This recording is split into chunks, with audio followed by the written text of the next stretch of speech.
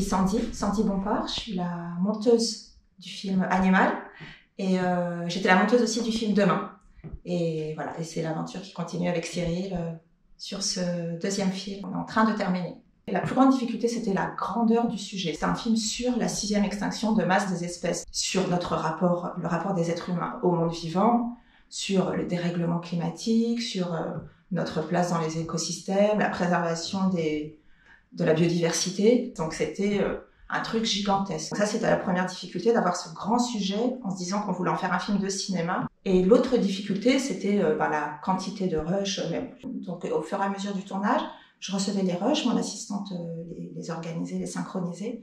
Et donc en tout, sur le tournage, il y a eu 150 heures de rush de tournage et à peu près la même chose d'archives. Mais la grande surprise et la grande joie, c'était de rencontrer Bella et Vipoulane.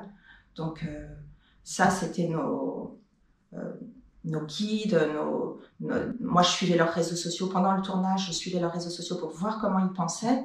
Donc moi, je me suis vraiment imprégnée d'eux pendant le dérushage, quand je regardais les rushs. Mais on voulait vraiment fabriquer, de raconter leur chemin intérieur et leur évolution pendant le tournage. Et il nous reste encore un tout petit peu de travail. Le film est en train de sortir de la salle de montage pour être... et tout plein d'autres collaborateurs et artistes s'en emparent pour y apporter la touche finale.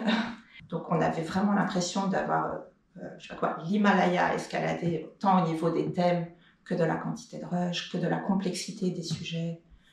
Être avec Bella et Vipoulane, être avec eux, suivre leur voyage émotionnel et de connaissances.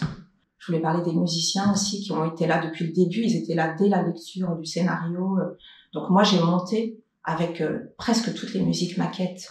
Donc et j'en avais encore plus que ce qu'il y a dans le film. Donc ça, c'est hyper un privilège. C'est vraiment Sébastien Haug et Xavier Policard qui ont fait les musiques. Donc la musique nous aide, le montage son nous aide. On veut qu'on sente le vent, qu'on sente les éléments, qu'on sente le son des animaux, qu'on sente les pelages des animaux, qu'on sente... C'est quelque chose, un voyage sensoriel aussi. On va y arriver et bientôt le film sera en salle, les salles vont rouvrir et on sera tellement heureux de pouvoir vous le montrer.